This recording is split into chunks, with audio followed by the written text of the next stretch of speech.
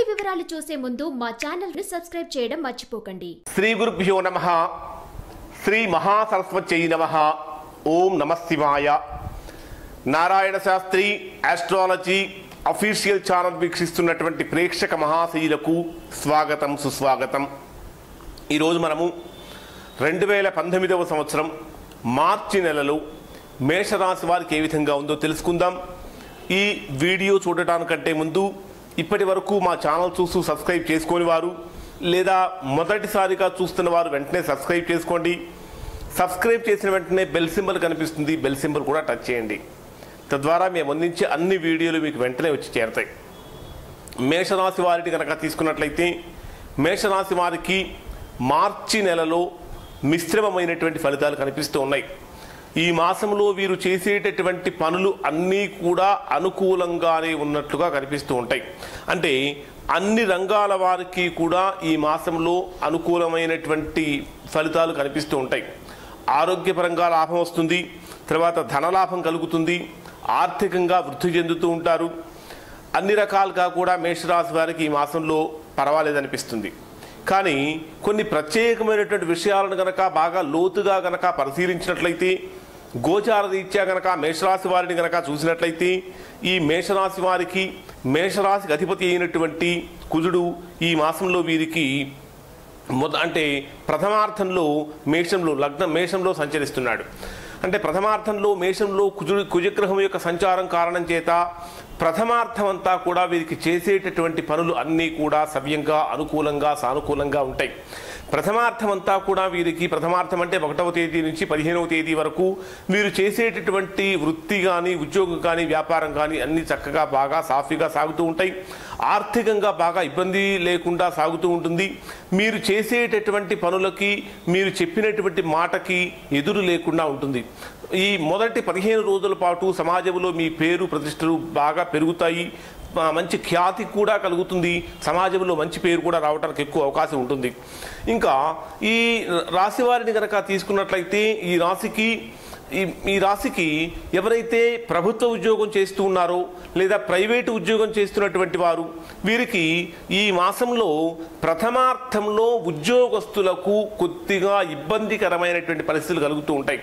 ప్రథమార్థం ముఖ్యంగా చెప్పాలంటే 1వ తేదీ నుంచి 12వ తేదీ వరకు ఉద్యోగస్తులకు కానీ, ప్రైవేట్ ఉద్యోగం చేసుకునేటటువంటి వారికి కానీ, చిన్న చిన్న ఉద్యోగాలు చేసేటటువంటి వారికి కానీ అధికారుల నుంచి తీవ్రమైనటువంటి ఒత్తిడి పెరుగుతూ ఉంటుంది. వీరికి ఆ సమయంలో మానసికమైనటువంటి ప్రశాంతత లేక ఎక్కువగా ఇబ్బంది పడుతూ ఉంటారు. ఒక్కసారిగా ఇదేమిటి, నిన్నటి వరకు బాగుంది, ఈరోజు ఏమిటి ఇలా అయిపోయింది, ఒక్కసారిగా జీవితం అంతా అస్తవ్యస్తంగా అల్లకల్లోలంగా అయిపోతుంది ఏమిటి అనేటటువంటి ఊహ కూడా ఈ మేషరాశి వారికి అనిపిస్తూ ఉంటుంది.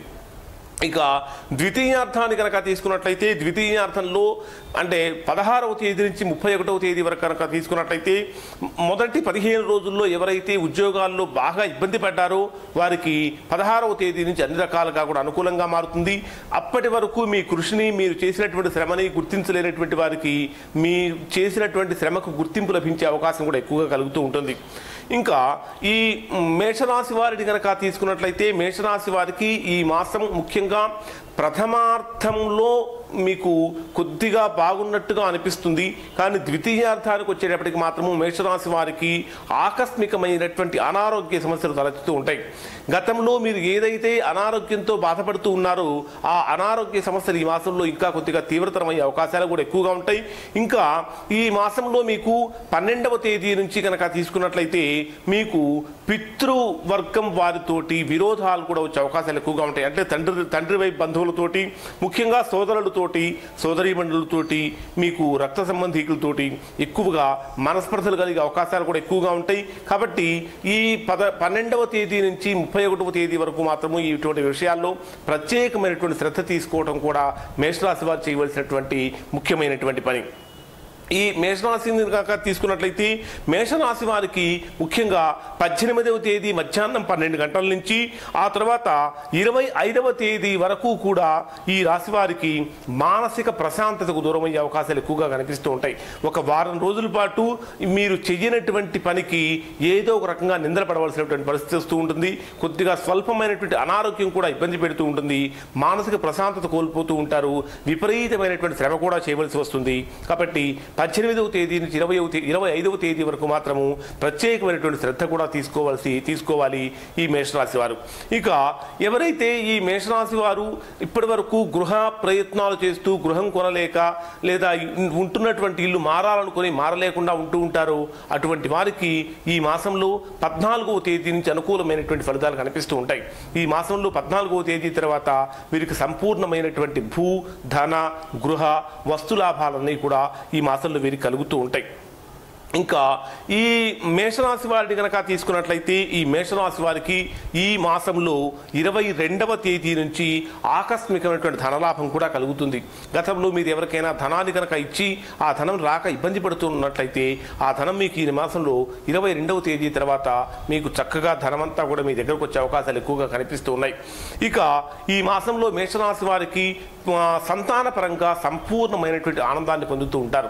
మీరు బయట ఎన్ని రకాల బాధలు కష్టాలు అనుభవించి వచ్చినప్పటికీ కూడా గృహంలోకి రాగానే గృహంలో సంపూర్ణమైనటువంటి ఆనందకరమైన వాతావరణం మీకు ఈ మాసంలో కనిపిస్తూ ఉంటుంది. ఇవి మేషరాశి వారికి ఈ మార్చి నెలలో కలిగేటటువంటి ఫలితాలు. ఈ మేషరాశి వారు మార్చి నెలలో కలిగేటటువంటి ప్రతికూలమైనటువంటి ఫలితాల నుంచి మీరు బయటికి రావాలి అంటే ఆ ప్రతికూలమైనటువంటి ఫలితాలు కూడా అనుకూలమైనటువంటి ఫలితాలుగా కనుక మారాలి అంటే ఈ మేషరాశి వారు మంగళవారం రోజున సుబ్రహ్మణ్య స్వామిని కనుక ఆరాధన చేసినట్లయితే సుబ్రహ్మణ్య స్వామి చుట్టూ ఒక 12 ప్రదక్షిణాలు కనుక చేసినట్లయితే తద్వారా మీకు విశేషమైనటువంటి యోగం కూడా కలుగుతుంది. ఇవి మేషరాశి యొక్క ఫలితాలు. ఈ వీడియో కనుక మీకు నచ్చినట్లయితే ఈ సింబల్ మీద టచ్ చేసి లైక్ చేయండి. మరిన్ని వీడియోల కోసం మా ఛానల్ సబ్స్క్రైబ్ చేసుకోండి. సబ్స్క్రైబ్ చేసిన వెంటనే బెల్ సింబల్ కనిపిస్తుంది.